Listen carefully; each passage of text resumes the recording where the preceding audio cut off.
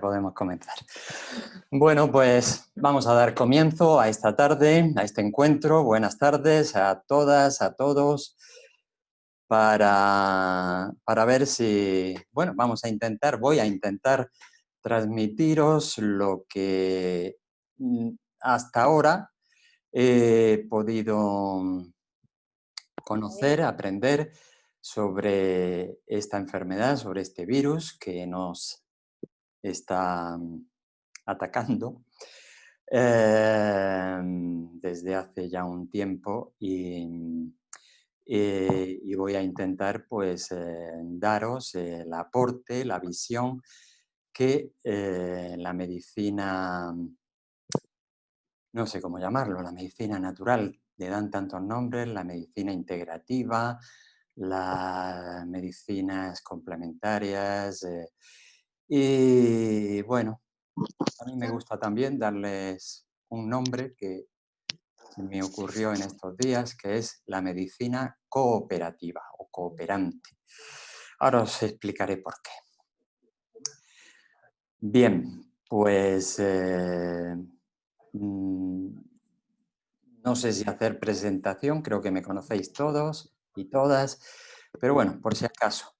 Mi nombre es Javier Caballero, soy médico desde el año 1981, me licencié en la Facultad de Medicina de Granada, es decir, el año que viene cumpliré 40 años ejerciendo esta interesante profesión de la que estoy profundamente enamorado y por lo tanto, pues me he dedicado toda mi vida, me he dedicado a la medicina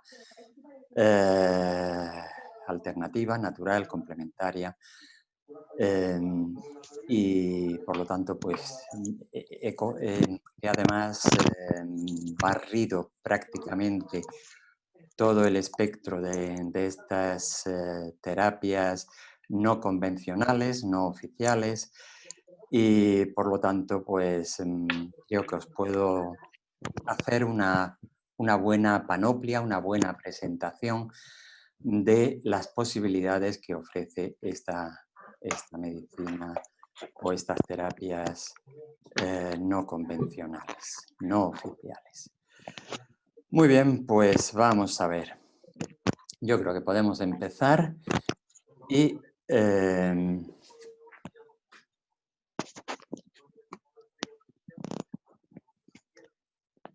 bien. Aquí está la primera diapositiva y la vamos a poner en modo de reproducir. Vale. No sé si se ve bien. No sé si se ve bien, si se ve completa. Preguntas personales. Bueno, lo primero de todo,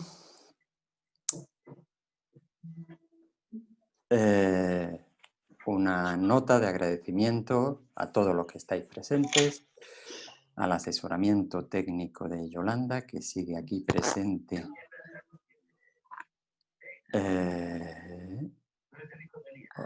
Ajá. Ahora mejor. Y esto lo podemos subir. Ahora ya. Ya no, vale.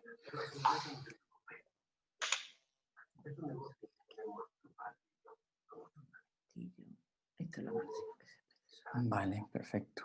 Bueno, muchas gracias a Yolanda Calvo, estaba precisamente en ello. Y por supuesto, no quiero dejar pasar la oportunidad por hacer un recordatorio a todas y todos los sanitarios y sanitarias que ahora mismo y durante 24 horas al día, 7 días a la semana, pues están pendientes de la salud de aquellos que, padeciendo esta enfermedad en un grado más intenso, pues están necesitando de su ayuda, de su colaboración y profesionalidad indiscutible. Bueno, en la primera no quiero dejar pasar por alto el último punto. Esto es muy importante. Nada de lo que se exponga durante esta charla tiene la pretensión, bajo ningún concepto, de sustituir lo que es el juicio de un profesional y el tratamiento que él o ella aplique. Muy bien, pues vamos a comenzar ya. Vamos a hacer una visión rápida de determinadas cuestiones previas y fundamentales para ir comprendiendo un poquito mejor lo que es este coronavirus. Por favor, os ruego que apaguéis los vídeos, todos aquellos que lo tengáis conectado. Y porque si lo tenemos que hacer nosotros, pues nos lleva un tiempo y una distracción.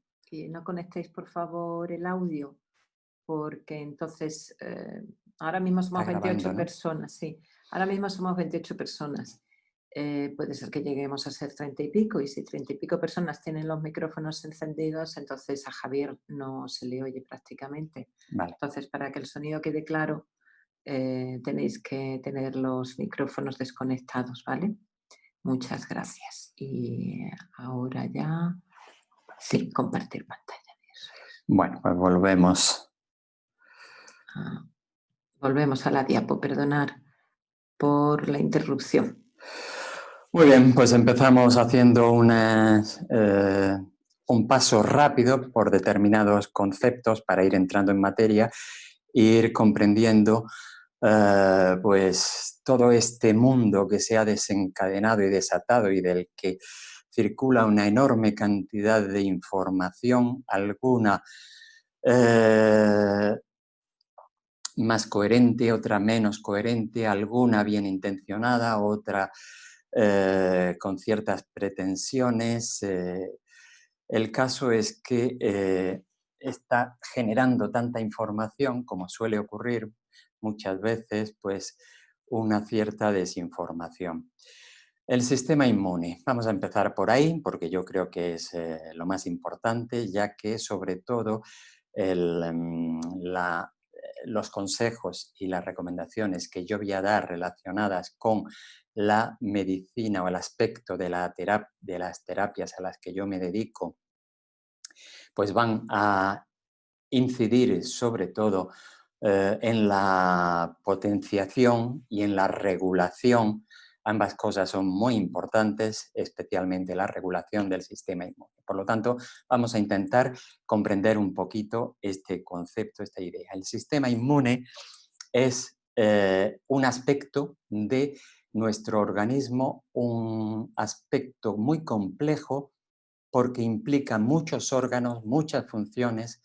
Prácticamente se podría decir que todas las células del cuerpo están implicadas en la función defensiva y eso ha hecho que el sistema inmune se haya clasificado de muy diversas formas y estas distintas clasificaciones que se han hecho del sistema inmune frecuentemente se solapan, por lo que una visión clara y sencilla del sistema inmune os aseguro que es algo bastante complicado y solamente accesible a personas especializadas en ello. De hecho, el sistema inmune no es un conocimiento que esté cerrado, sino que sigue todavía investigándose y con infinidad de vacíos, de incógnitas y de preguntas sin responder al día de hoy. En principio, tendríamos que hablar de el elemento defensivo más básico y más elemental, que son las barreras. Las barreras van desde las barreras anatómicas, como es la piel misma en sí, las barreras físicas, como es la temperatura, que ya limita el acceso a determinados microorganismos y acciones patógenas, y también las barreras químicas, como son el pH. El pH es simplemente una medida de la acidez, y la acidez es también una barrera, la acidez de la propia piel es una barrera también para la acción de agentes patógenos. La división más básica empezaría hablando de inmunidad celular, La inmunidad celular es la más primitiva, es las células que comen, que fagocitan, que envuelven agentes patógenos, virus, bacterias, hongos y los digieren. Y la inmunidad humoral, que sería, podríamos decir, la guerra química. Si la inmunidad celular es, por poner un ejemplo, el troglodita con el garrote que le da un palo al animal y se lo come, la inmunidad humoral ya estamos hablando de guerra química. En la evolución es una fase mucho más avanzada y ahora iremos viendo exactamente a qué se refiere esta célula química, esta guerra química, esta inmunidad humoral. Las células que componen el sistema inmune y que nos defienden son las llamadas leucocitos o glóbulos blancos, que todos conocemos porque todos hemos visto alguna vez un análisis de sangre y pone leucocitos, pues más o menos rondando los 6.000, 8.000 por milímetro cúbico que tenemos en la sangre. Bien, células. Tenemos en primer lugar que dentro de la médula ósea no lo confundáis con la médula espinal, la médula ósea es el tuétano de los huesos, está en el centro de los huesos largos, como puede ser el húmero en el brazo, como puede ser el fémur en el muslo, y allí se genera una célula madre de todas las células del sistema inmune. Esa célula madre se va a dividir primero en dos células. La célula madre del sistema linfoide y el progenitor mieloide. Estas dos líneas de células son las que van a componer el ejército principal de las células que nos defienden, de las células del sistema inmune. La célula madre linfoide tiene a su vez, se puede descomponer en dos líneas, que es la célula precursora de los linfocitos. Entre ellos, a su vez, se diferenciarán en linfocitos B, que son las que van a sintetizar las inmunoglobulinas, llamadas también anticuerpos, y que maduran en la misma médula ósea. Mientras que los linfocitos T van a emigrar hacia el timo y allí el timo es una glándula del sistema inmune, del sistema linfático, que está justo detrás del esternón, aquí, entre lo que es la garganta y el final del hueso central del tórax, y los linfocitos a su vez se van a dividir en linfocitos TC, células citotóxicas que atacan sobre todo a virus y a células cancerígenas, y los linfocitos TH. La H viene de help, que en inglés significa, como todo el mundo sabe, por lo menos los de la época de los Beatles, como es mi caso, significa auxilio, socorro, ayuda. Son células auxiliares que ayudan, células de ayuda. Sus funciones son múltiples, una de ellas la síntesis de citoquinas. Quedaros con este nombre porque nos va a interesar después.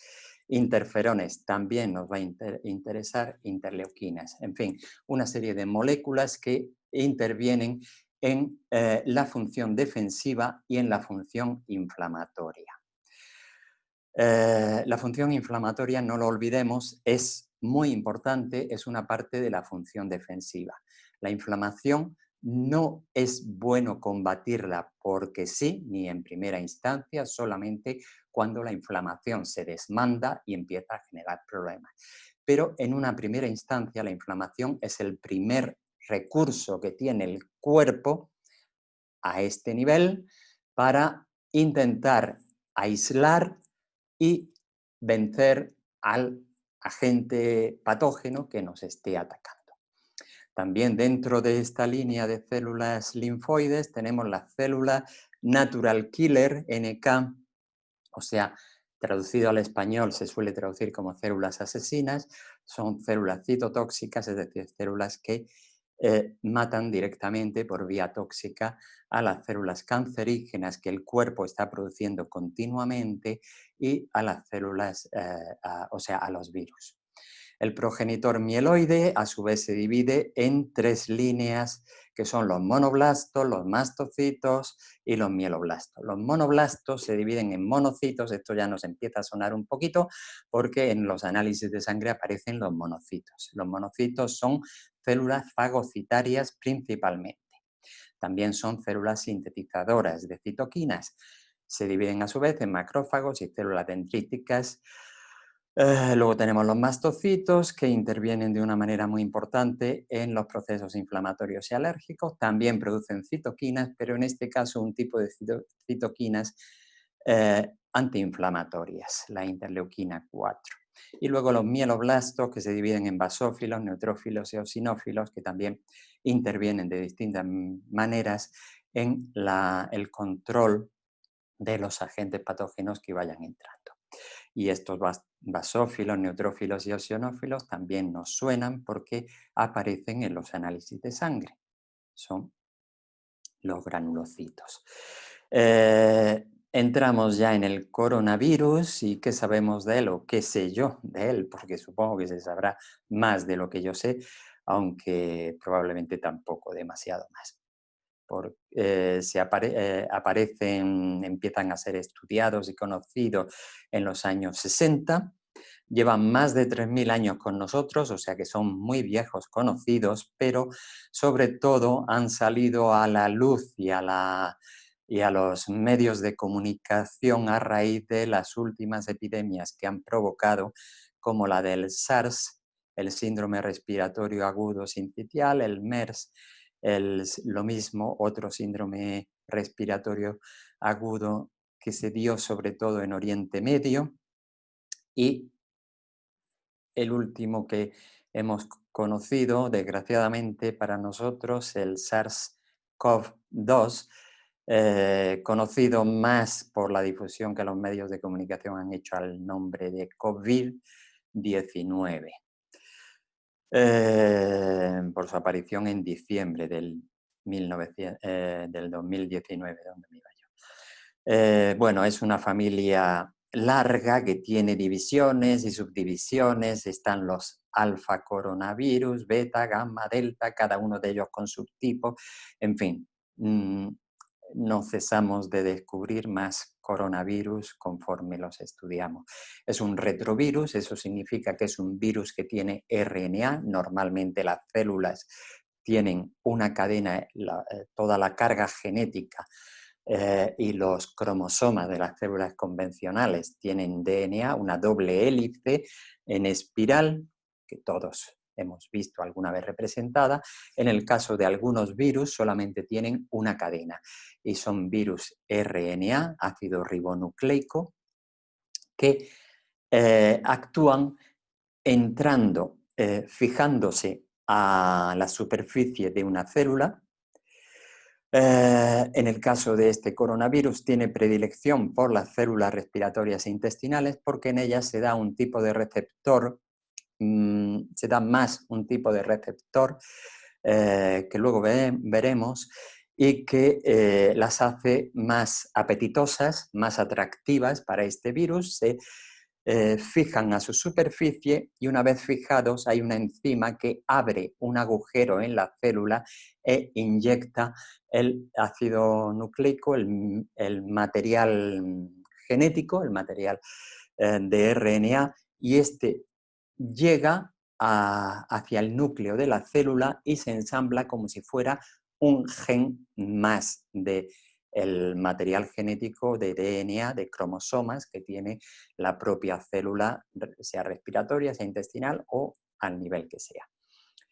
Una vez inyectado ese material genético va con una información que es la de reproducir con ayuda del ADN de la célula, empieza a mandar mensajes a todos los órganos de la célula para que empiecen a fabricar las proteínas que a este virus le interesan. para formar más virus. Una vez que tenemos que el virus tiene todos los componentes con los cuales formar más virus, entramos en la fase de ensamblaje. Es como una cadena, imaginaros una cadena de coches, de fabricación de coches. El virus entra y cambia la orden del día. En vez de fabricar coches, que en el caso de la célula pues son proteínas necesarias para su funcionamiento y el del cuerpo, pues empieza a fabricar otro tipo de vehículo que son virus. Una vez ensamblado y llegado a un punto de máxima capacidad de contención de virus por esa célula, pues la célula estalla, revienta, se abre y esos virus quedan libres para infectar a otras células y así indefinidamente hasta que el sistema inmune consiga eliminarlo o solo o con ayuda. Hasta hace unas semanas sabíamos que se transmitía por las gotitas medianas de la saliva. Esto significa que ni las pequeñas gotitas ni las grandes gotitas de la saliva lo pueden transmitir y por lo tanto su alcance máximo es de 2 metros. Si se transmite por el aire, aún parece ser que no está confirmado. Por lo menos yo no he encontrado esa confirmación. Al decir por el aire me refiero sin un vehículo material como es el caso de la saliva, sino que se pudiera transmitir exclusivamente, digamos, volando por el aire. Sabemos que para la mayoría de los pacientes se va a transcurrir como una simple gripe, pero que en algunos casos se producen reacciones comparables a síndromes que ya se conocían. Uno de ellos es el síndrome de activación macrofágica, hemos visto antes los macrófagos, que es el que provoca la tormenta de citoquinas. El macrófago es un productor de citoquinas, no es el único. Las citoquinas son, lo recuerdo, moléculas que actúan favoreciendo la inflamación, es decir, aumentando la vasodilatación, produciendo la salida de líquido de suero sanguíneo al tejido intersticial. Es un tejido, es un suero, es un líquido cargado de material de lucha, de sustancias antibióticas, de sustancias antivíricas, como son los interferones. Es un líquido que está cargado de elementos para combatir. Es la fase de inflamación que es importante y es, mientras se mantenga contenida, fundamental para resolver el conflicto. Y también otro síndrome que se vio que provocaba es el llamado síndrome de antifosfolípidos. Y este síndrome se caracteriza por alteraciones en la coagulación de la sangre y por la provocación de trombosis en la microcirculación.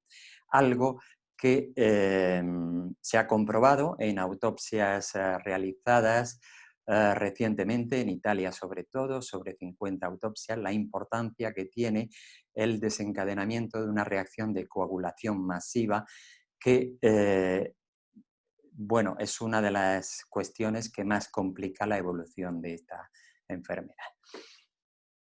Datos analíticos clave, esto no tiene demasiado interés a nivel de difusión, pero bueno, los menciono porque probablemente los hayáis oído. El D-dímero es un marcador de coagulación y enfermedad tromboembólica, la ferritina es un transportador de hierro, ahora veremos la importancia que tiene en alguna de las hipótesis que se están barajando. Y sobre todo es clave si sube excesivamente, significa un mal pronóstico y que puede bueno, alterar el curso de la enfermedad de manera dramática en la persona que la tenga excesivamente alta. La LDH alta también es un signo de destrucción de tejidos. El PAFI, que es un índice de oxigenación que mide la relación que hay entre la presión de oxígeno arterial y la fracción inspirada de oxígeno y que nos da la diferencia que hay entre el oxígeno que inspira nuestro pulmón y aquella cantidad de oxígeno va a ir a sangre. En la medida en que aumente nos hablará de una lesión pulmonar. La linfocitosis inicial, porque lógicamente los linfocitos inicialmente van a aumentar enormemente para intentar combatir, se va traduciendo conforme va evolucionando la enfermedad en una linfocitopenia, es decir, el cuerpo se va agotando, van muriendo, van desapareciendo los linfocitos en la lucha y van a ir disminuyendo progresivamente. De esos linfocitos, los TH2, los TH helper, los ayudadores, pueden ir aumentando, manifestando que hay una señal de alarma en el cuerpo. El PCR, que habréis oído hablar, es una de las pruebas iniciales que se utilizan para medir, para evidenciar si existe virus activos en ese momento en la persona en cuestión. En cuanto a tratamientos que actualmente se están aplicando, el más conocido y el más utilizado, no en todos los hospitales ni en todos los países, en algunos se ha suspendido por los efectos adversos que provoca, es la cloroquina, un antiguo medicamento utilizado en la malaria. Un antibiótico, la acitromicina, siempre se acompaña pues, para evitar las complicaciones bacterianas que puedan surgir. La enoxaparina es un tipo de heparina, un tipo de anticoagulante. El betaferón es un interferón, es una de las moléculas que utiliza el cuerpo, el interferón beta, para combatir directamente al virus, la acetilcisteína, que es antioxidante y mucolítico, moléculas inmunosupresoras como el tocilizumab, que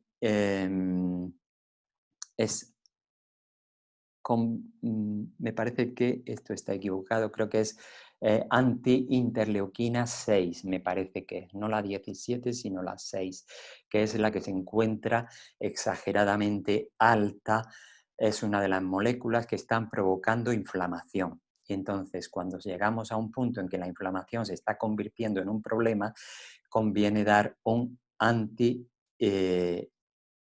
anticitoquinas, anti-interleuquina, para evitar que estas mismas moléculas que inicialmente eran importantes y de ayuda puedan convertirse en nuestro peor enemigo.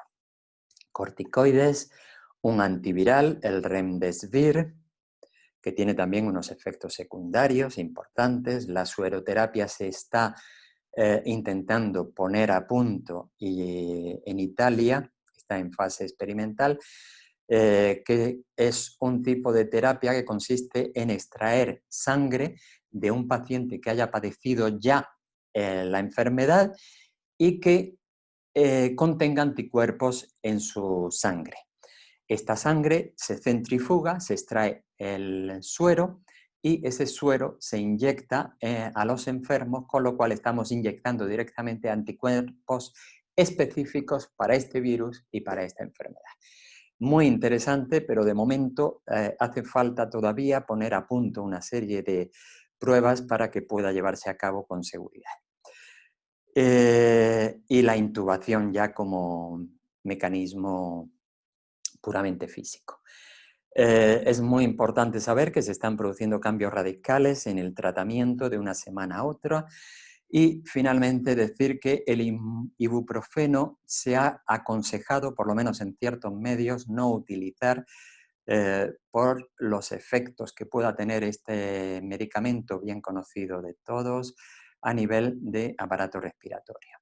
Hay una nueva hipótesis que surgió hace un par de semanas aproximadamente que relaciona la infección del COVID-19 con una alteración directamente de la hemoglobina. O sea, el virus se uniría a la hemoglobina, que es la molécula que en los glóbulos rojos atrapa el oxígeno y después lo distribuye por todo el cuerpo, la descompone y de ahí deducirían la hipoxemia, que es y el fallo multiorgánico que puede acarrear esta enfermedad en los casos graves. Hipoxemia significa que el cuerpo, los órganos, los tejidos, las células se quedan sin oxígeno o con un déficit de oxígeno. No hay oxígeno circulante porque la hemoglobina está siendo destruida. Además, esta destrucción de hemoglobina libera el hierro que contiene la hemoglobina y este hierro, que es el que atrapa el oxígeno para la distribución por el cuerpo, se acumula en el organismo produciendo toxicidad, oxidación y neumonía química. Sobre la neumonía del COVID se ha hablado mucho, se ha dicho que si había, que si no había, que si era directamente ocasionada por el virus, que si es producida por la liberación del hierro y el acúmulo del hierro en el pulmón y por lo tanto sería una neumonía química. Bueno, al día de hoy se sabe claramente que existe una neumonía en el COVID-19 y se está estudiando qué tipo de neumonía y por qué se produce.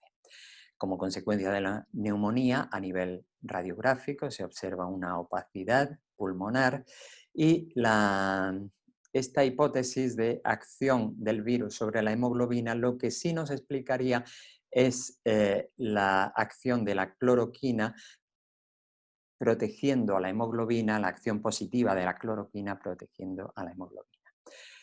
Explicaría también esta hipótesis la elevación de la ferritina que intentaría captar el hierro para llevárselo y de los macrófagos que intentarían fagocitarlo, comerlo y llevárselo.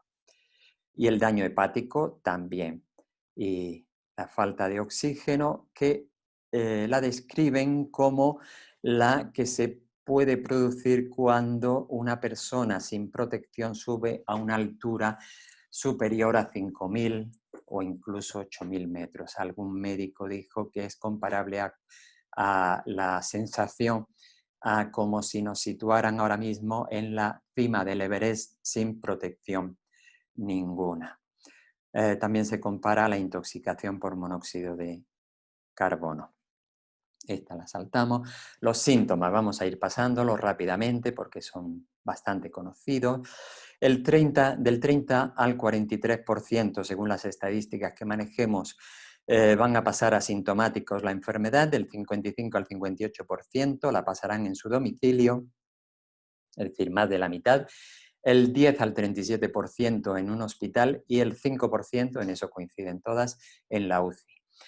Los síntomas, los porcentajes los he redondeado con los decimales, o sea que pueden ser 0,4 arriba o abajo de esta cifra.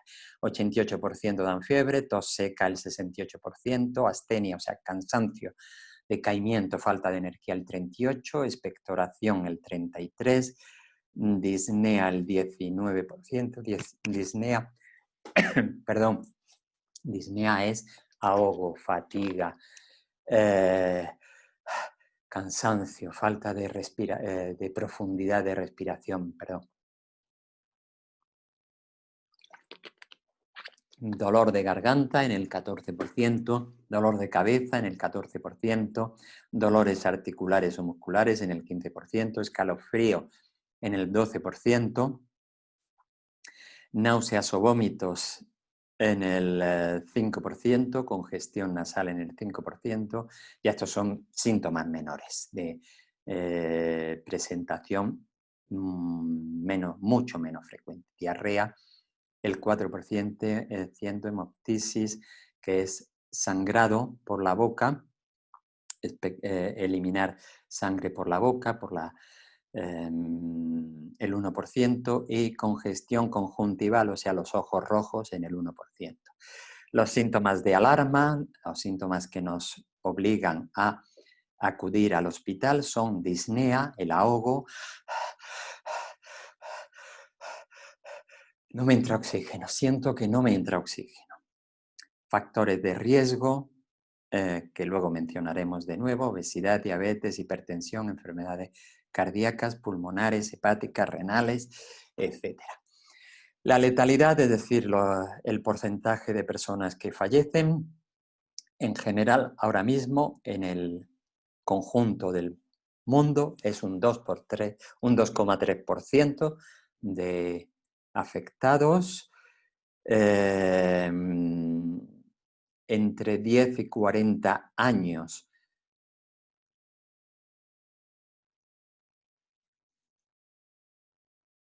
Entre 10 y 40 años es el 0,2% de los afectados, entre 40 y 49 sube al 0,4%, entre 50 y 59 años al 1,3%, y aquí empieza a acelerarse. Entre 60 y 69 sube al 3,6%, entre 70 y 79 al 8%, y más de 80 años sube al 14,8%. Es una cifra importante, pero también hay que verlo desde el punto de vista contrario, es decir, de las personas de mayores de 80 años que son afectadas, el 85% las superan.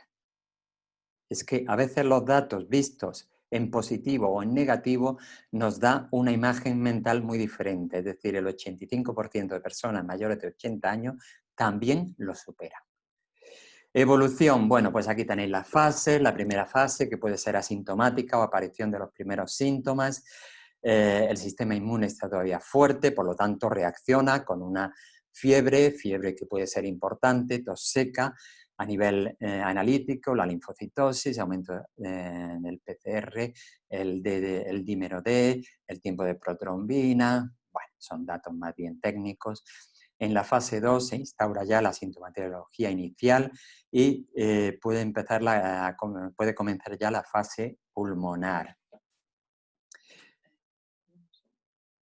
Recuerda que cancelen micrófonos y vídeos que se incorporan. Ah, sí. Me recuerda Yolanda, por favor, que canceléis micros y vídeos a la gente que se ha incorporado después. Gracias. En la fase tercera o segunda, según otros gráficos, empezaría ya la afectación pulmonar, los infiltrados pulmonares, las transaminasas se elevan, lo cual nos dice que el hígado empieza a ser afectado. La PCT puede estar normal o baja ya, es un marcador séptico de respuesta inflamatoria a infección.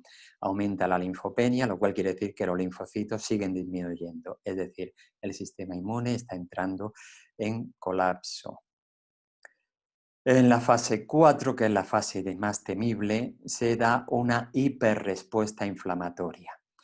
Es decir, la inflamación ha dejado de estar controlada, ha salido fuera del control y esto la convierte en un elemento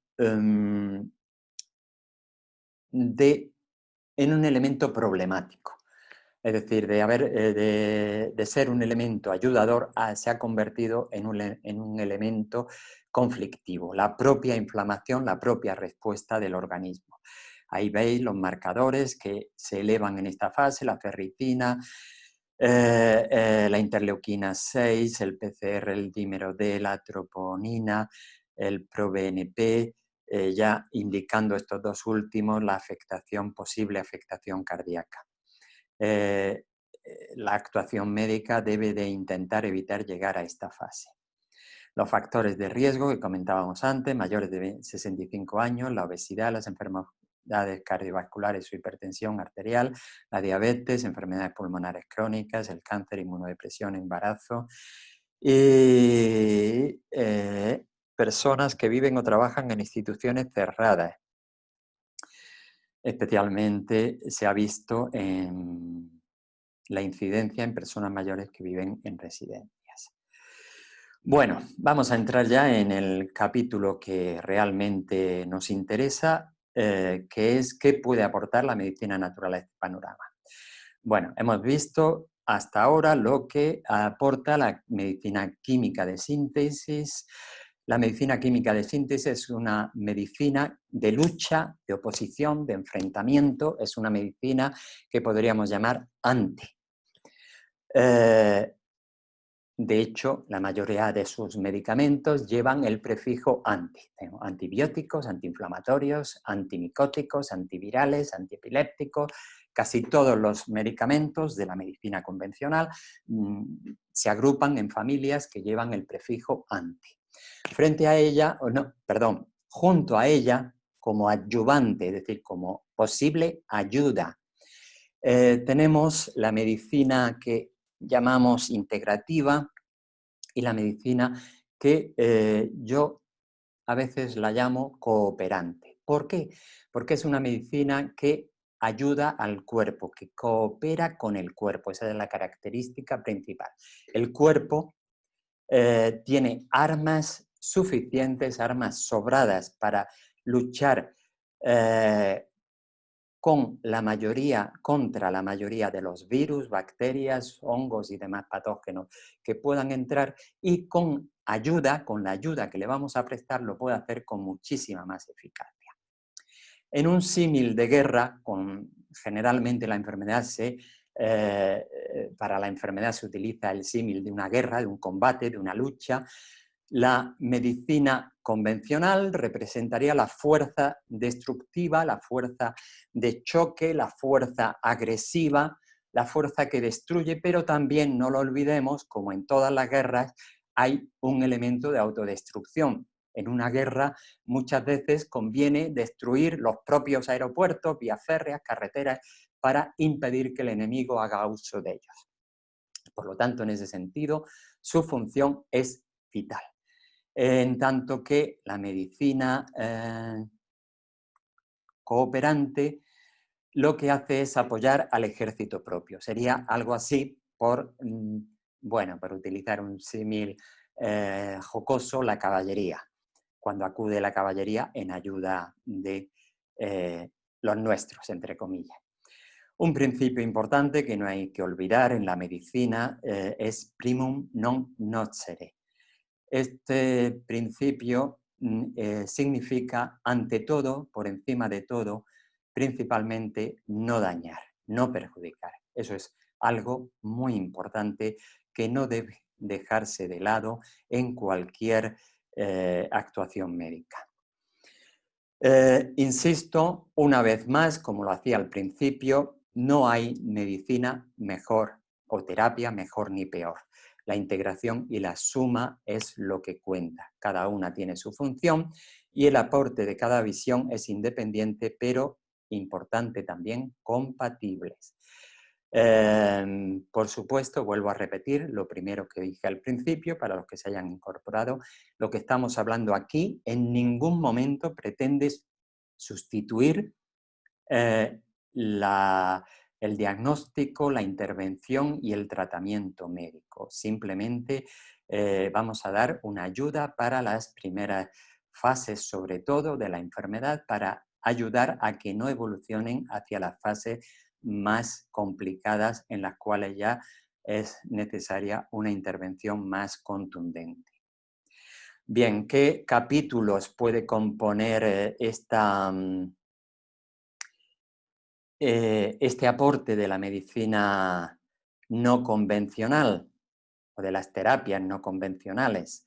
A veces utilizo la palabra medicina, pero no quiero utilizarla, lo hago inconscientemente porque sé que para muchos médicos convencionales les parece inoportuno el utilizar el término medicina aplicado a este tipo de aportes complementarios.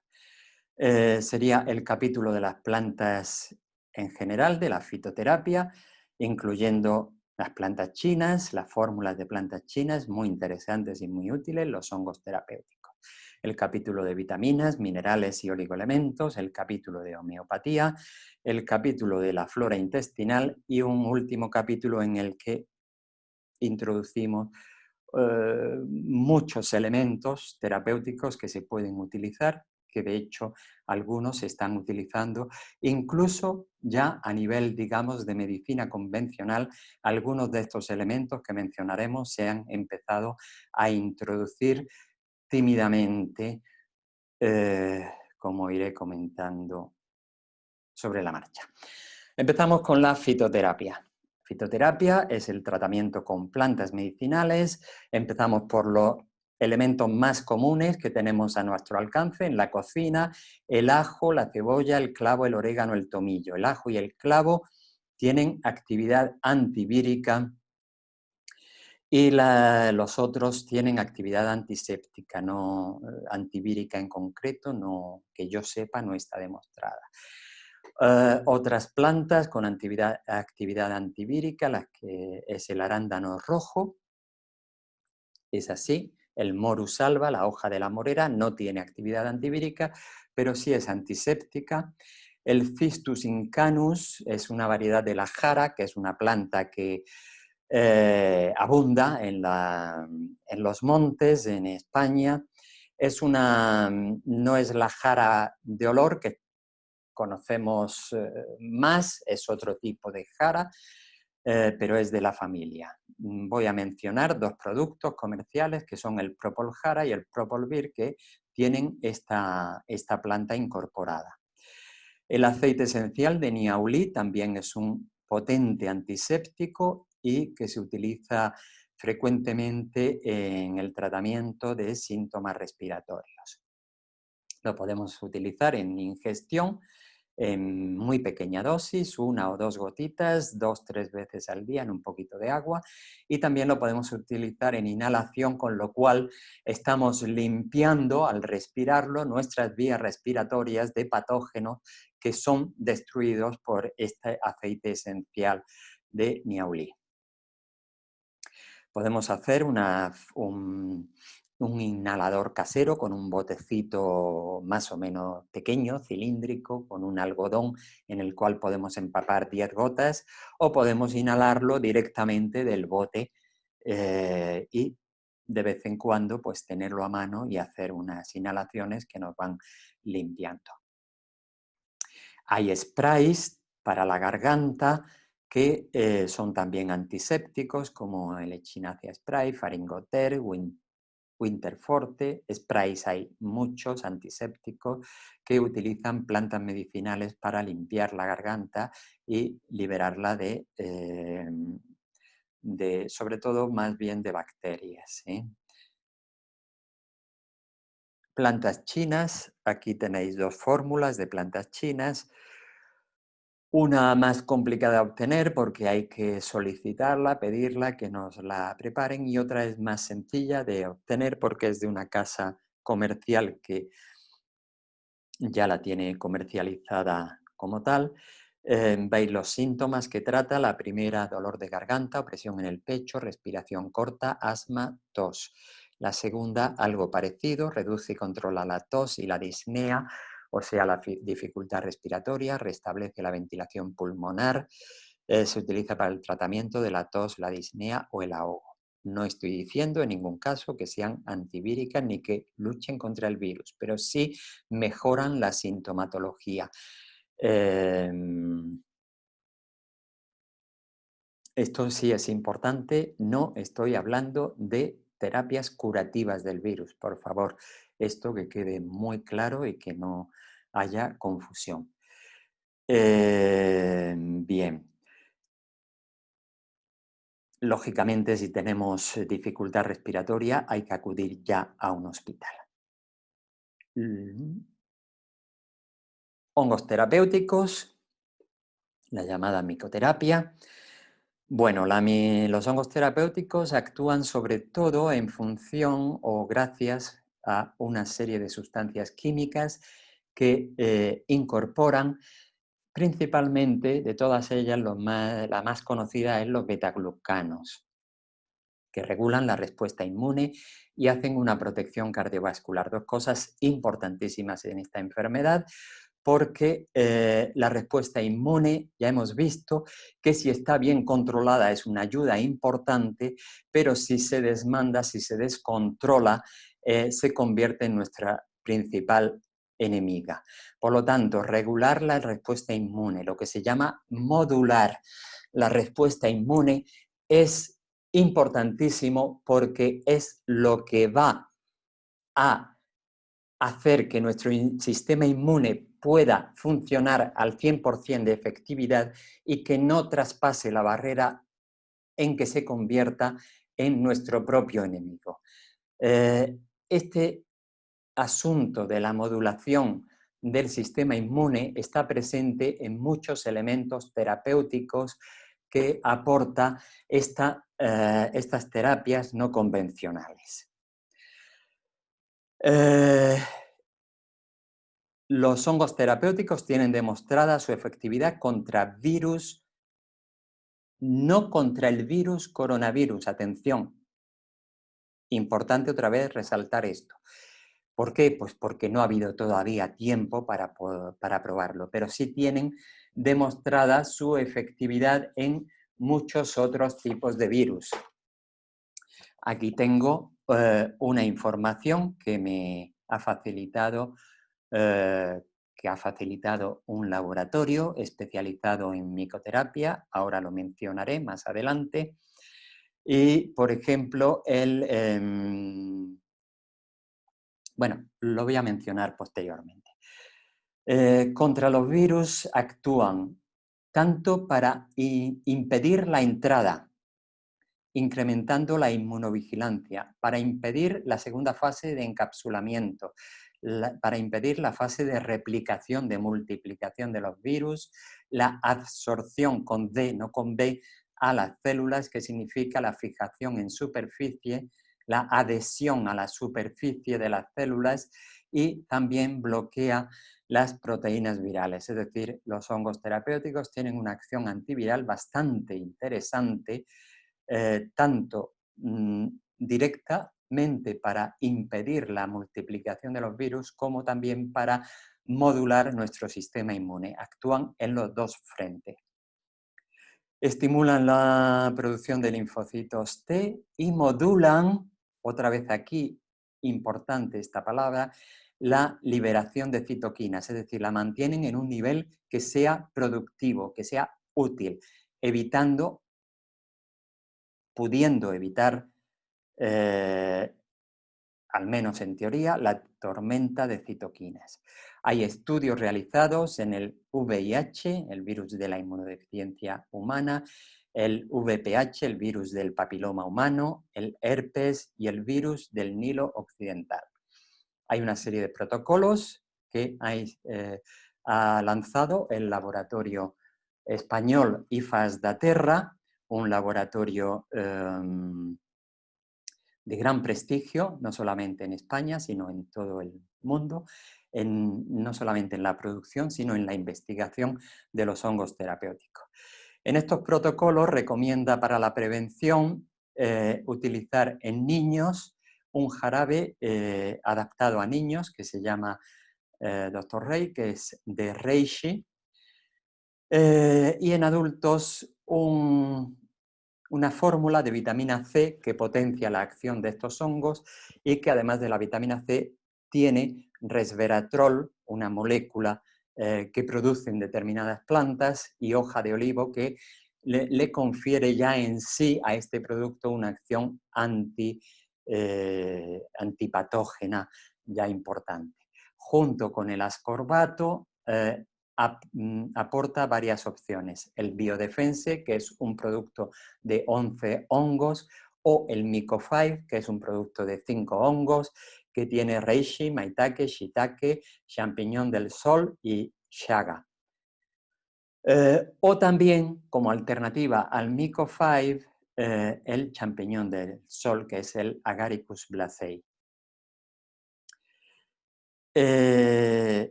Si empezamos a tener síntomas, pero todavía no hemos llegado a la fase aguda, a la fase que requiere hospitalización, recomienda la utilización de estos otros hongos. El Coriolus, que regula la acción de un tipo de linfocitos citotóxicos, que es el CDH, que tiene una acción especialmente interesante contra los virus, bloqueándola, y que actúa bloqueando la unión al huésped e inhibiendo la transcriptasa inversa, que es una enzima que utiliza el virus para transformar para acompañar al RNA, al ácido nucleico, y fijarlo y hacer que la célula, el DNA de la célula empiece a producir copias de ese ARN celular del virus. Disminuye, por lo tanto, la carga viral, es decir, la cantidad, el volumen y la concentración de virus circulantes, de virus presente. El Cordyceps sinensis incrementa la energía y el oxígeno. Engaña al virus porque en el ARN se coloca en lugar de una molécula importante para el ARN, que es la adenosina, y engaña al virus y no produce... Perdón, volvemos a insistir en, por favor, parar los vídeos, los audios. Sobre todo los audios, porque se oye, ¿vale? Entonces cualquier ruido que hagáis en la casa, pues lógicamente se oye. Vale. Lamento la interrupción. Bien. Sí, Javier. Gracias. El Cordyceps sinensis, decíamos, incrementa la energía y el oxígeno, importante para las sensaciones de ahogo, aunque ya en esta fase ya no estaremos en condiciones, sino que habremos acudido al hospital. Estábamos diciendo que engaña en la replicación del virus, sustituye una molécula que aporta el Cordyceps, la sustituye en el ARN del virus de manera que lo confunde y empieza a producir un ARN que no le sirve al virus, que no sirve para nada, y da virus anómalos que no van a tener ninguna actividad patógena. El reishi, finalmente, es un equilibrador del sistema nervioso, sobre todo es interesante en personas que estén muy afectadas a nivel de miedo, ansiedad, insomnio. Muy interesante el dato que aporta este laboratorio de no interacción medicamentosa probada y certificada, es decir, estos productos no interfieren en la acción de otros medicamentos químicos. Esto se ha comprobado y está acreditado por la Fundación Medina, que es un centro de excelencia en investigación de medicamentos. Por lo tanto, es compatible con cualquier medicación química. Bien, pasamos a otro capítulo ya de vitaminas, minerales y oligoelementos. En el capítulo de vitaminas son muy interesantes las vitaminas antioxidantes, que son las vitaminas A, C y E.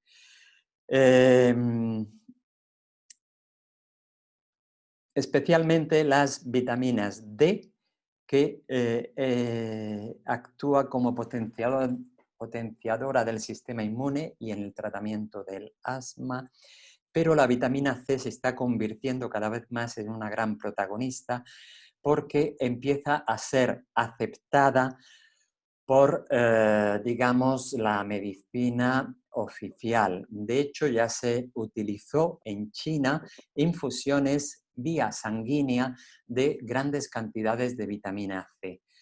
Grandes cantidades significa hasta 8, 10, 15 o 20 y más gramos al día de vitamina C. En Canadá se están haciendo estudios también y en Nueva York, en algún hospital de Nueva York, se está utilizando también la vitamina C.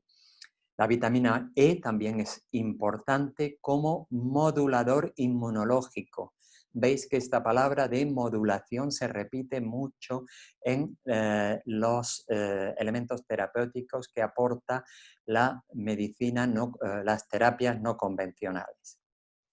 Modulador inmunológico, la vitamina E. Por lo tanto, estas 4 vitaminas A, C, D y E son muy interesantes, pero entre todas ellas, sobre todo en la fase crítica, la vitamina C. Lógicamente, en la fase crítica nosotros ya no tenemos nada que hacer, simplemente decir que hay algunos hospitales. Ayer, precisamente, en el telediario del mediodía de la 1,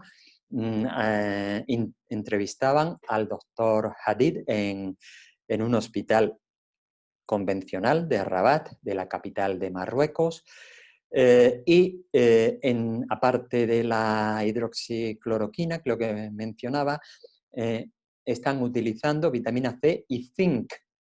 Muy interesante el zinc y muy interesante y curioso que en un hospital, digamos, convencional estén ya utilizando elementos que, bueno, venimos utilizando desde hace decenios en la medicina alternativa, en la medicina complementaria, o en las terapias, perdón, en las terapias no convencionales. Yo conozco el zinc y utilizo el zinc desde los años 80, o sea que ha llovido un poquito. Bueno, entre los oligoelementos, entonces, estaba hablando del zinc, tiene una acción comprobada en infecciones virales. Ojo que cuando hablo de acción en infecciones virales son estudios que no tienen que ver todavía con el virus actual, puesto que ningún elemento antiviral se ha comprobado en este virus, se ha podido comprobar en este virus a fecha de hoy. Lo que os comentaba del doctor Hadid, creo que sería la escritura de su nombre, más o menos. El selenio es muy interesante también, favorece la producción de anticuerpos, siempre de una manera modulada y moderada, es antiinflamatorio, ejerce una protección cardiovascular, es antioxidante y es antidepresivo. O sea que como prevención sería un elemento interesante. El selenio, el zinc, el cobre, que se utiliza muy a menudo en forma combinada con el manganeso, manganeso-cobre, se utiliza como antiinfeccioso, limpia las vías respiratorias de patógenos y además es útil en la formación de hemoglobina, que ya hemos visto anteriormente, que era una cuestión importante en esta enfermedad, según una hipótesis de las que se baraja. Perdón.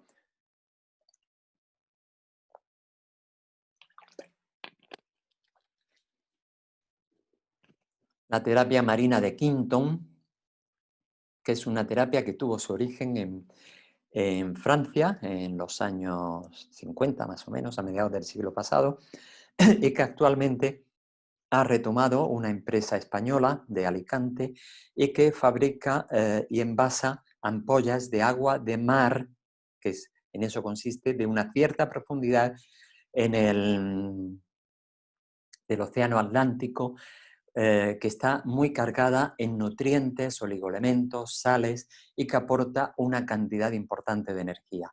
Sería a considerar también como terapia preventiva y quizás en las primeras fases de la enfermedad. La homeopatía. En homeopatía existen muchos remedios que pueden ayudarnos en las primeras fases, que pueden ayudarnos para los síntomas de tos y de garganta, para la fiebre. Y bueno, vamos a empezar por tos y garganta. Los que señalo en negrita son los más interesantes a priori, porque algo que quiero dejar también claro es que en este tipo de terapias no convencionales no se puede dar una fórmula universal que sirva para todos. Esta fórmula sería más o menos adaptada en función de la persona, de la edad, de las características y de la dominancia de síntomas que se presenten. El cuprum metallicum, el heparsulfur y la fitolaca de Candra serían quizás los tres elementos más interesantes para la garganta y para la tos. Otros remedios también interesantes para la tos: Sambucus nigra, Drosera, Corallium rubrum, Coccus cacti, Rumes crispus. Para la fiebre, los más interesantes a priori y sin conocer más datos, porque en homeopatía distinguimos una enorme cantidad de fiebres diferentes, pero digamos los más estandarizables serían el Eupatorium perfoliatum y la belladona como principales. Y también se pueden considerar el gelsemium, especialmente si hay mucho miedo, la brionia, si hay mucha sensación de sequedad en la garganta, en las mucosas, en los ojos. Y el aconitum ya sería para estudiar más individualmente. Disnea, asma, ahogo. Bueno, por supuesto, acudir urgentemente al hospital. Pero mientras se acude, mientras se va en coche, mientras se va yendo o mientras se es atendido, un remedio importantísimo es carbo vegetabilis, que se puede acompañar de cuprum metallicum, y carbo vegetabilis se podría ir tomando cada 20 minutos 1 o 2 gránulos. Insisto, esto no sustituye ninguna terapia oficial. Esto no nos va a curar. Esto es importante. Pero son remedios que pueden ayudar, adyuvantes.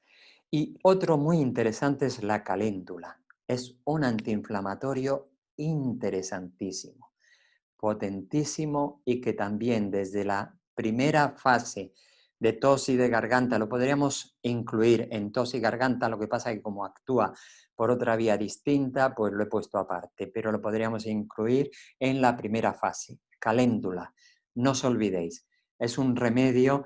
La caléndula es una planta muy conocida por, bueno, a nivel incluso familiar y hogareño, se la llama también maravilla, y desde luego es una planta que puede hacer maravillas en la salud en muchas situaciones. La flora intestinal, pues no voy a mencionar ningún producto, hay muchos productos. La flora intestinal es muy interesante para mantener un sistema inmune en buen estado, porque actualmente sabemos que la flora bacteriana, las bacterias de nuestro intestino, contribuyen de una forma muy notable a mantener un sistema inmune en buenas condiciones. Las bacterias que fueron las enemigas número 1 durante muchas décadas, en los últimos tiempos empiezan a verse como ayuda. Es curioso porque en la microbiota, o sea, en todo el conjunto de seres que ayudan y contribuyen a la buena salud del cuerpo, no solamente hay bacterias, sino que también hay virus colaboradores, hay un viroma, una masa de virus que también ayudan a nuestra buena salud. Flora bacteriana, pues hay muchos productos y muchos de ellos están directamente enfocados a mejorar el sistema inmune. Y finalmente, en el capítulo de varios, pues tenemos que incluir la terapia floral de Bach, a la que dediqué una charla hace unas semanas y no voy a incidir en ella. La melatonina, que ya se había utilizado en el SARS, en las epidemias de SARS y de MERS, frena la respuesta ciega, es decir, modula de alguna manera la acción del sistema inmune. La melatonina, sí quiero decir que tiene muchos estudios científicos y que en concreto la Universidad de Granada se ha destacado por ser vanguardista en los estudios de la melatonina, y el sistema inmune. Por supuesto, a estas alturas muchos ya estaréis preguntándoos si la melatonina es la misma que se recomienda para el sueño. Sí, es la misma.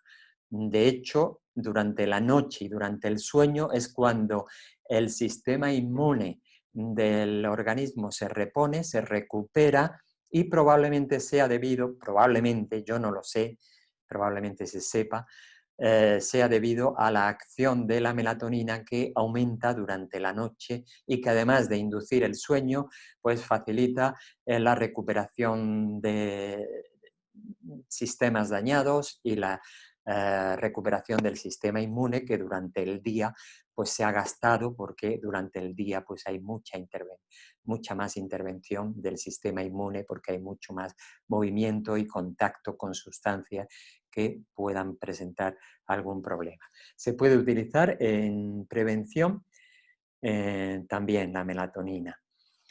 Péptidos y aminoácidos que se utilizan también, que se pueden utilizar también, tenemos la N-acetilcisteína, que la habéis visto antes como una de las sustancias que utiliza también la medicina convencional. La N-acetilcisteína se viene usando desde hace mucho tiempo como antioxidante para ayudar en las infecciones respiratorias y ayuda a varios niveles, como antioxidante, facilitando la eliminación de la mucosidad estancada y también como acción defensiva, porque la cisteína, y ahora paso ya a la siguiente, es también uno de los componentes del glutatión. El glutatión es una molécula interesantísima, es un tripéptido, es decir, un péptido significa una agrupación de aminoácidos, de pocos aminoácidos, porque si son muchos ya sería una proteína. Entonces, los aminoácidos son los ladrillitos de las proteínas, pero cuando se juntan muy poquitos se habla de péptidos. Los aminoácidos no solamente tienen la función de formar proteínas cuando están libres en sangre o en grupos de pocos, tienen acciones particulares muy interesantes. El glutatión está formado de cisteína, ácido glutámico y glicina y es una sustancia que puede combatir virus o ayudar a combatir virus, ayudar al cuerpo a combatir virus. Bueno, volvemos a recomendar, por favor, a todos aquellos que tengan los micrófonos y los vídeos abiertos que los cierren. El glutatión, entonces, molécula muy interesante. Hay varios laboratorios que lo comercializan y además voy a mencionar otro péptido. Ahora se trataría de un dipéptido compuesto de alanina e histidina, que es antioxidante y que, fijaros qué interesante esta sustancia, suprime las citoquinas proinflamatorias y carcinogénicas. Hay que hablar, por supuesto, de la ozonoterapia, que es una terapia que, bueno, practica sobre todo las terapias, estaría incluida sobre todo en las terapias no convencionales, pero que también de alguna manera las terapias convencionales puede entrar en consideración de terapia también convencional.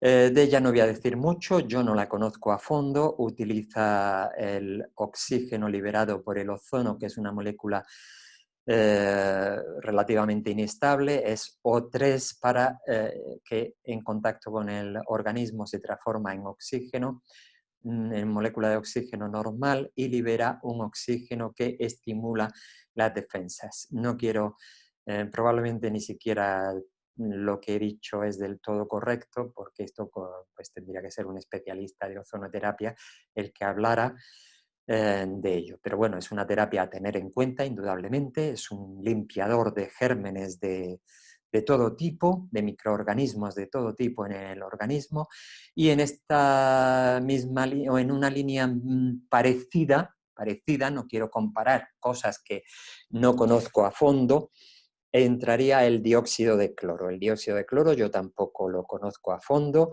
es un antiséptico potente frente a hongos, bacterias y virus, se utiliza en la potabilización del agua y como antiséptico en muchos productos. Hay miles de manifestaciones favorables a la utilización de este producto, hay incluso un libro que ha sido censurado recientemente que explica lo que es y cómo utilizarlo, y parece que hay, me han llegado noticias eh, de un estudio serio en Estados Unidos por la Fundación Génesis, con 20 pacientes, que está desarrollándose actualmente y que concluirá el 1 de junio. Quiero agradecer a todos aquellos y aquellas que me habéis aportado información. Esta información procede de una amiga y, bueno, sanitaria, que me la aportó hace unos días. Lo mismo que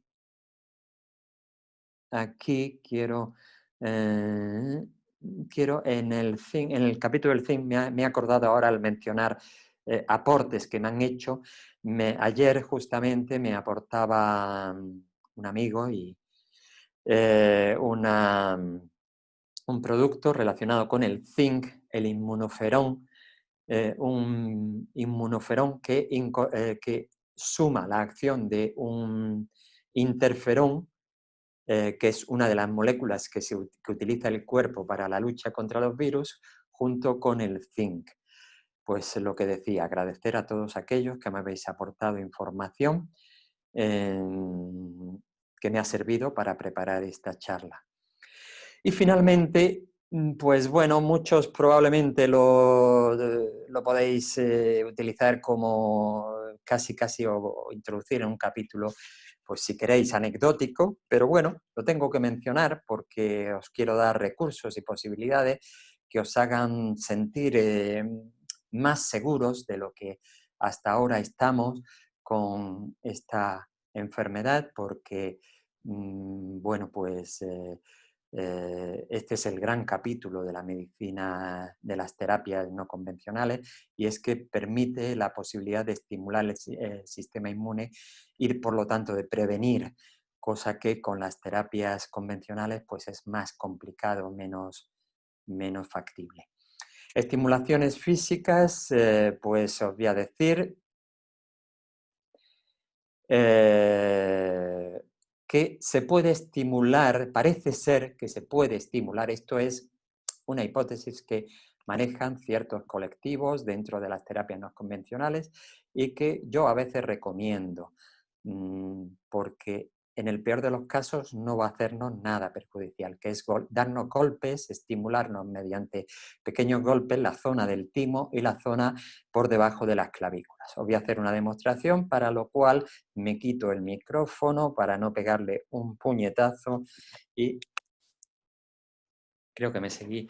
Vamos a ver. Esta sería la zona y lo que haríamos dar golpes contundentes, pero no sin dañarnos, por supuesto, por toda la zona del esternón para estimular mecánicamente a la glándula timo que está por debajo. Y también la parte que está por debajo de la clavícula. La clavícula viene por aquí, pues por debajo también estimulamos determinados centros que tienen que ver con el sistema inmune. Bien, eso lo podemos hacer pues durante un ratito, un minuto, por ejemplo, medio, un minuto, en un par de momentos del día. Bueno, eso es anecdótico para, bueno, pues al que quiera introducir algo más como hipótesis de trabajo. Y finalmente, bueno, pues deciros que no hay un protocolo, volver a repetir, que no hay un protocolo único ni universal. No me hagáis preguntas de qué tendría que tomar yo para tal, o yo tengo tal y cual, que no me hagáis preguntas de ese tipo, porque esas son preguntas ya de tipo individual que hay que individualizar. Pero bueno, os he dado una cierta panoplia, una cierta idea de todo lo que la medicina, las terapias no convencionales pueden aportar, y algunas de ellas pues las podéis empezar a trabajar directamente. Insistir en que nada de lo que se ha expuesto significa que el COVID-19 se cura con medicinas o con complementarias o con terapias no convencionales. Que nada puede sustituir bajo ningún concepto al juicio de un profesional ni al tratamiento que éste le aplique. Por último, dar las gracias a todos y todas, gracias a Yolanda, a todos los que me habéis aportado datos y fundamentalmente a todos los sanitarios y sanitarias que se están dejando la piel, la salud y a veces la vida. Un pequeño homenaje a todos ellos. Como medidas preventivas en las cuales va a incidir sobre todo Yolanda, pues la higiene, la alimentación, evitar ciertas cosas, las vais leyendo mientras Yolanda se ocupa este lugar. Yo me despido de vosotros. Si tenéis alguna pregunta después de la intervención de Yolanda, pues podemos responder algunas preguntas sin entrar en grandes profundidades ni en datos de dosis, cantidades. Insisto que eso no os lo puedo dar en esta charla por razones obvias. Así que os dejo con ella. Muchas gracias por vuestra atención y espero que os haya aportado un poquito de luz y de esperanza a la posibilidad de hacer algo más por vuestra salud y por la prevención, pues a nivel individual. Hasta dentro de un ratito. Bueno, dentro de un ratito, muy cortito. Bien, va a ser un ratito muy cortito, efectivamente, porque yo solamente voy a repasar algunas cosillas muy sencillas sobre aspectos de nuestro estilo de vida que pueden favorecer una mejora de nuestro sistema inmune y una disminución de la inflamación, ¿vale? Y son, quizá es un poquito más difícil que lo que has puesto, Javier, en el sentido de que es más fácil siempre tomar una pastilla que ir cambiando aspectos en nuestro estilo de vida. Pero cuando cambiamos cosas en nuestro estilo de vida, es cuando realmente al cuerpo le estamos apoyando, al cuerpo y a la mente las estamos apoyando y le estamos dando todo lo que necesita el cuerpo.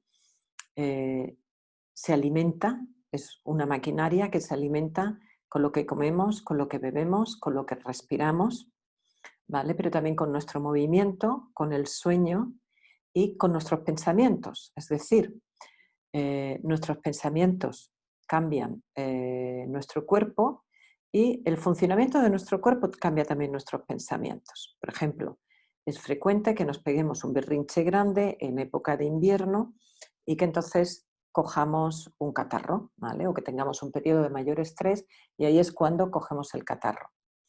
Pero también es verdad que cuando cogemos un catarro, y estoy hablando de un catarro normal, de una gripe normal, no del coronavirus, sino en la gripe normal de toda la vida que ya conocíamos, cuando cogemos el catarro inmediatamente notamos una bajada del estado de ánimo, que también es un recurso que utiliza nuestro cuerpo para mantenernos en la cama, porque lo mejor que podemos hacer cuando tenemos una infección es permanecer en la cama, permanecer acostados, no salir al exterior.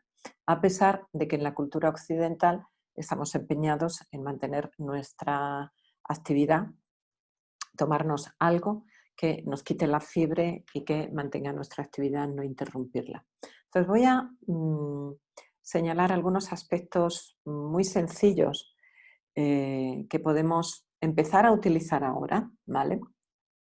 Pero que lógicamente no son para la época del COVID, no son para esta época de esta pandemia, en realidad son para siempre, porque el cuerpo puede enfermar siempre, en cualquier momento de nuestra vida. Bien, son muy poquitas diapositivas. Vale.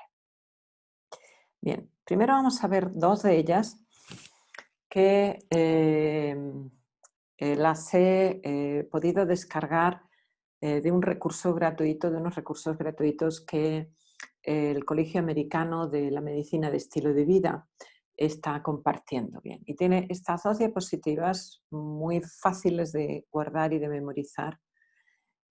Una de ellas para sanitarios y sanitarias y otra para todo el mundo en general. Vale. Bien, vamos a empezar casi con la de sanitarios, sanitarias, que son cosas que también nos vienen bien para todos. Vale, no, casi mejor con lo que es la población en general, porque los sanitarios y sanitarias van a ser los mismos consejos, pero vamos a añadir, o este colegio añade algunos otros, ¿vale? Bien, nos dicen que estemos pendientes de nuestro estrés, que intentemos relajarnos, descansar y que podamos incluir en eso la meditación, que disminuye muchísimo el estrés, pero como la meditación, le voy a dedicar otra diapositiva extra. Las personas que ya me conocéis más por la meditación, entonces a eso le dedico un poquitito más de tiempo, ¿vale? Comer saludablemente. Comer saludablemente significa una alimentación como la mediterránea, no como la que llevamos en los países mediterráneos en los últimos años. La alimentación mediterránea, la dieta mediterránea, se define como la alimentación que se llevaba en la isla de Creta en los años 50, que no es la alimentación que llevamos en los países mediterráneos ahora, cuando ya existen las grandes superficies, los grandes supermercados y demás. No tiene demasiado parecido. Pero si miramos las zonas del planeta donde hay más longevidad, y si hay más longevidad es porque han logrado vencer epidemias anteriores como la gripe del 18, por ejemplo, y han logrado vencer lo que suelen ser las plagas en Occidente, que son muertes por tumores y muertes por enfermedades cardiovasculares y por hipertensión, que es la principal causa de muerte en Occidente. Entonces, comer saludablemente significa que el 80 al 90% de lo que comemos viene de las plantas, son plantas con el menor procesamiento en una fábrica posible, es decir, un procesamiento en nuestra cocina, pero no un procesamiento en una fábrica. Lo que se procesa en una fábrica, lo menos posible. No es que no podamos, pero lo menos posible. Es decir, ¿podemos usar aceite de oliva que ha sido procesado en una fábrica? Claro que sí, pero el peso de nuestra alimentación va a ser el aceite de oliva, ¿no? El aceite de oliva es un añadido. El peso de nuestra alimentación van a ser las legumbres, verduras, frutas y todo lo que comamos en la medida de lo posible que sea integral, es decir, entre arroz blanco y arroz integral, escoger arroz integral que tiene muchísimos más nutrientes, muchísima más fibra. Entre pasta blanca y pasta integral, escoger pasta integral por lo mismo, ¿vale? Y tenemos que pensar que en todos los estudios científicos el elemento, el alimento que se ha demostrado que tiene un poder antiinflamatorio más grande, son famosos la cúrcuma, son famosos el jengibre, pero más que la cúrcuma y el jengibre, pero más o menos al mismo nivel, pero un poquito más, es la fibra, ¿vale? Pero no la fibra tomada en una pastilla, sino la fibra comida. ¿Y cuáles son los alimentos que tienen más fibra? Los alimentos que tienen más fibra son los cereales integrales, como el arroz integral, y las legumbres. Lentejas, alubias, garbanzos, azuquis, soja, ¿vale? Etcétera. Habas, ahora estamos en temporada de habas, ¿vale? Todas esas cosas que antiguamente se comían todos los días y que ahora se comen 1 o 2 veces a la semana. Decimos que nos dan gases, pero probablemente es porque no los comemos lo suficiente. Cuando vamos aumentando poco a poco la cantidad de legumbres que comemos en la semana, nuestro intestino, nuestra flora bacteriana se enriquece y entonces ya no tenemos esos problemas. Entonces, comernos directamente todo el arco iris, ¿vale? La sección de fruta y verdura de un supermercado está llena de color. Comernos directamente todo el arco iris y aderezar con especias y con hierbas, cada uno del gusto que quiera. Aunque la cúrcuma es muy famosa, yo por ejemplo pues no soy una fan de la cúrcuma y me gustan mucho más las hierbas mediterráneas, que es con las que mi gusto ha crecido, pero para ahí cada uno somos diferentes.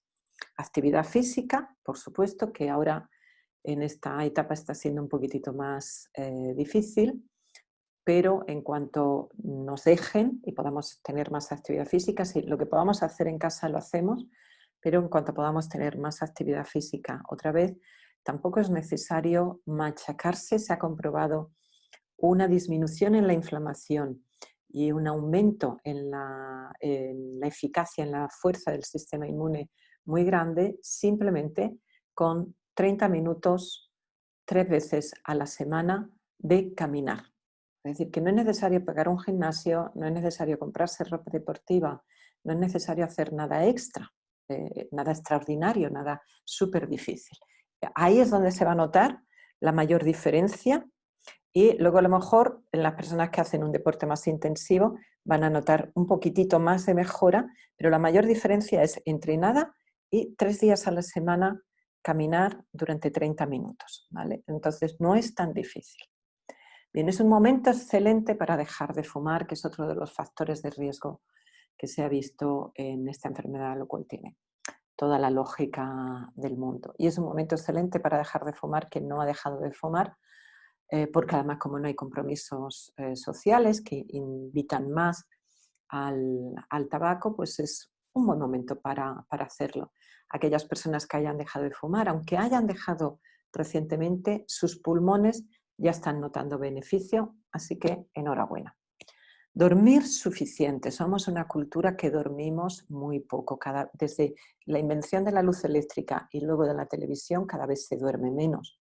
Entonces, dormir suficiente. En el PDF os dice, en la imagen os dice de 7 a 9 horas, pero lo cierto es que las zonas del planeta que tienen más longevidad, que les llaman zonas azules porque las marcaron de color azul inicialmente en un atlas, y son 5, ¿vale?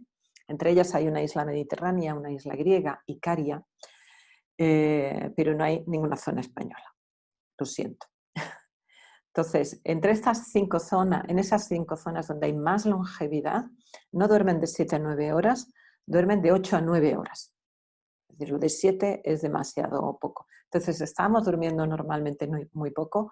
Hay gente que a lo mejor ahora pueden dormir un poco más, pero también es probable que tiendan a quedarse viendo por la noche la televisión hasta muy tarde, y eso tampoco es aconsejable. Entonces, dormir, la habitación en silencio, la habitación a una temperatura fresca, lo ideal sería alrededor de unos 17 grados, la habitación oscura y sin aparatos electrónicos en la televisión, es decir, sin ver la televisión, sin aparatos electrónicos en la habitación, es decir, sin ver la televisión desde la cama ni cosas similares, ¿vale? La cama que sea para dormir y que el ambiente sea lo más oscuro y lo más propicio posible. Bien, y conectividad social. No podemos, estamos en un confinamiento que requiere de nosotros distancia social, pero en realidad no es distancia social, es distancia física lo que se nos está pidiendo, y podemos tener conectividad social, y gracias a estas tecnologías podemos tener conectividad social, y es muy importante que tengamos conectividad social. Dentro de nuestra familia tenemos que prestar atención en aquellas personas que tengan familiares que vivan solos o que sean personas mayores, que estén más aisladas, de prestarles un poquito más de atención y llamarles con un poquito más de frecuencia, porque son las personas que lo están pasando peor. Aquellas personas que estén en residencias también, si tienen teléfonos, si tienen tablets, tenemos que procurar los familiares, llamarles y estar en contacto por videollamada, si puede ser todos los días o con la mayor frecuencia que podamos, para mantener esa conexión que beneficia a la otra persona y nos beneficia a nosotros. Bien, con respecto a los sanitarios, sería exactamente lo mismo. Ellos lo van a tener un poquitito más difícil porque les cuesta mucho más, al tener turnos en el trabajo, les va a costar mucho más lo de establecer un ritmo, una buena higiene del sueño, unos buenos hábitos de sueño que se mantengan, ¿vale? Y a veces la nutrición también les puede costar un poco más, pues porque les toca comer en el lugar de trabajo. Algo importantísimo, tanto para sanitarios como para todo el mundo, es que bebamos suficiente agua al día. Nuestro cuerpo tiene que estar hidratado. Aquí dice una cantidad más alta, pero siempre se habla de alrededor de 2 litros, que puede ser 2 litros, 2 litros y pico. Y es también muy importante porque si nuestra boca está seca, si no bebemos suficiente agua y nuestra boca está seca, hay unas partículas inmunes que empiezan en la saliva, ¿vale?, que también disminuyen. Así que es importante estar hidratados. No, las personas que tengan profesiones como los sanitarios y que tengan profesiones de más estrés en esta situación, no utilizar el alcohol para reducir el estrés, ni utilizar el tabaco para reducir el estrés, porque eso va a tener un efecto rebote. Es decir, de momento te tomas la cerveza, te tomas el vino y te relajas, al día siguiente te viene un bajón mucho más grande, porque al cuerpo le va a costar mucho. El alcohol para el cuerpo es un tóxico, es un veneno, y entonces tiene que eliminarlo. Entonces, a la demanda de estrés que ya tiene el cuerpo, le estamos dando un trabajo extra. Entonces, mejor optar por otras vías de conexión social, de descanso, de relax, de meditación, y no optar por tabaco o por alcohol. Escuchar a vuestro cuerpo, las señales de estrés que pueda haber a nivel físico, como tensiones musculares, tensiones en cuello, en hombros, dolores de cabeza, dolores de estómago o insomnio, que son problemas que también pueden tener otras personas que no sean sanitarios o sanitarias y que son indicios de que el estrés está subiendo. Y las emociones pueden ser a veces muy fuertes. Cuando hablo con personas que se dedican que trabajan en hospitales y en UCIs en los últimos días, las emociones son muy fuertes, a veces solo tienen ganas de llorar, y a veces tienen también un sentimiento de impotencia muy grande. Entonces, aprender a reconocer esas emociones. Mañana haré una meditación en YouTube Live y la haré justamente sobre ese aspecto de las emociones y sobre cómo funciona la mente como un fractal, y daré más consejos, así que hoy no me extiendo más en eso, ¿vale? Bien, no lo he puesto en grande, aquí lo tenemos en grande. Bien, efectos de la meditación en el cuerpo. En esta diapositiva que está en inglés voy a ver nada más que dos aspectos sobre el cerebro y el corazón muy rápidamente. En el cerebro la meditación aumenta la materia gris y aumenta la plasticidad en el cerebro, por lo tanto aumenta la capacidad para el cambio, la capacidad de adaptarnos para el cambio. Y en nuestro corazón reduce la presión sanguínea y estimula la formación en nuestro sistema circulatorio de óxido nítrico, que es extraordinario para mejorar la oxigenación, para dilatar las arterias y para mejorar el flujo sanguíneo, ¿vale?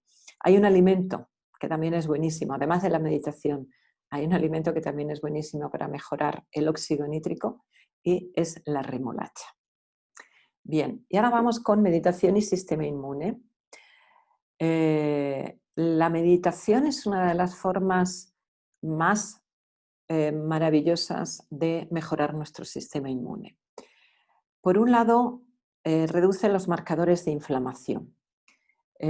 Cuando hay mucha inflamación, también tenemos que darnos cuenta que nuestra función inmune se disminuye. Y en esta enfermedad, en el COVID, la inflamación es un factor muy importante. Hay un aumento del número de un tipo de células, de las CD4, que tienen como función ayudar al sistema inmune y que envían señales a otras células del sistema inmune para que luchen contra la infección. Aumenta la actividad de la telomerasa, que es una enzima que alarga los telómeros de los cromosomas. Los telómeros son como unos capuchoncitos que hay al final de los cromosomas que impiden su deterioro, ¿vale? El deterioro de esta enzima de la telomerasa conduce a un envejecimiento prematuro y al cáncer. Y se ha observado que la meditación aumenta la actividad de la telomerasa, o sea que va a tener un efecto importante en nuestro sistema inmune, en nuestra longevidad. Reduce los niveles de hormonas del estrés, también la meditación, del cortisol y de la adrenalina, que son dos hormonas que perjudican nuestro sistema inmune a largo plazo, ¿vale? En el vídeo de Trauma y Cerebro expliqué la función que tenían esas dos hormonas, que era muy importante, pero a largo plazo perjudican nuestro sistema inmune.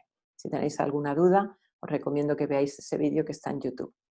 Y la meditación suprime la expresión de genes relacionados con la inflamación, la diabetes, la hipertensión, el asma, que son todos factores de riesgo en el COVID-19.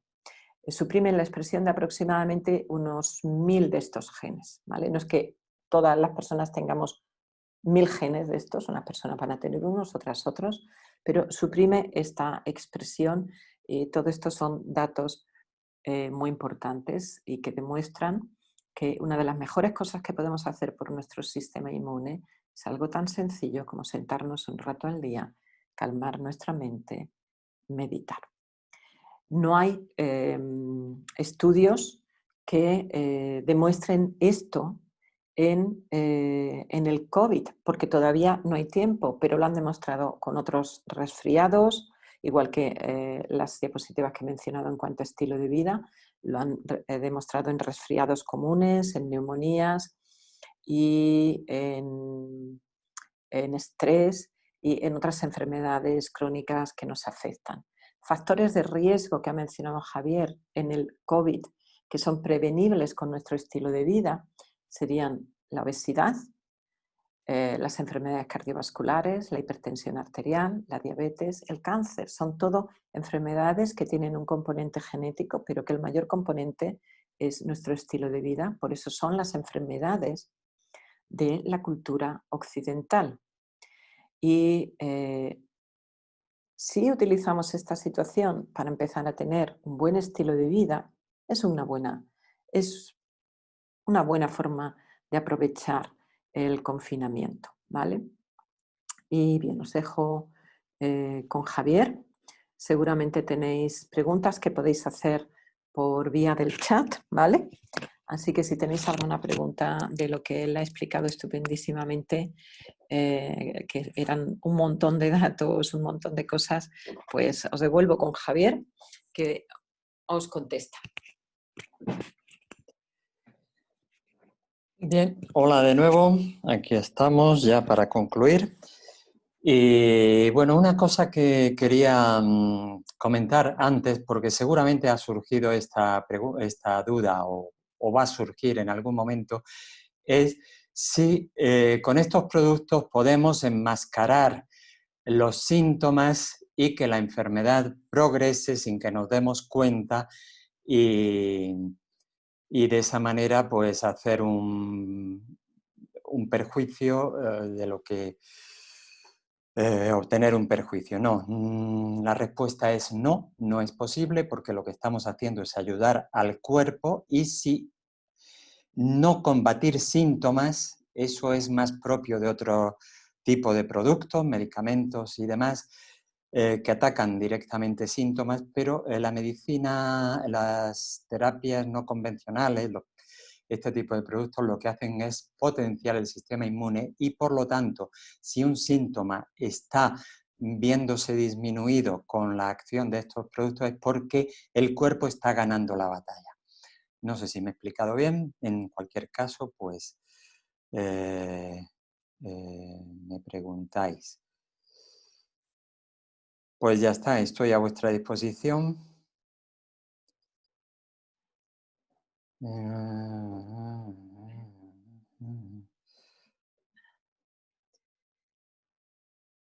¿Qué importancia tiene una buena flora intestinal? Muchísima, muchísima. La flora intestinal está siendo muy castigada por nuestros hábitos alimenticios y de vida, como ha comentado Yolanda. Todo eso incide directamente en el perjuicio de nuestra flora bacteriana intestinal.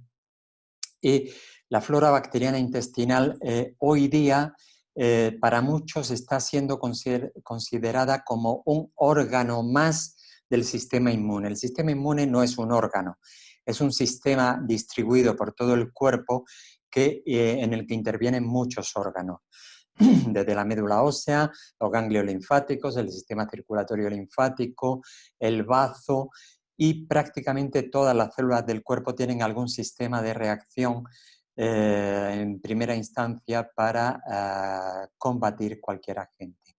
Entonces, la flora bacteriana está siendo considerada por muchos como un aspecto más del sistema inmune Así que su importancia es vital. Muchos de los problemas intestinales, digestivos, comentaba Yolanda, los gases, cuando tomamos legumbres, se deben a que nuestra flora bacteriana está desequilibrada y no puede hacer la digestión correctamente, porque gran parte de la digestión de lo que comemos lo hace la hace la flora bacteriana y al mismo tiempo fabrica sustancias que nosotros no podemos fabricar. En fin, eso es, la flora bacteriana sería para dar no una, 2 o 3 charlas y daría para mucho. No sé si hay algo más, creo que no, así que me despido.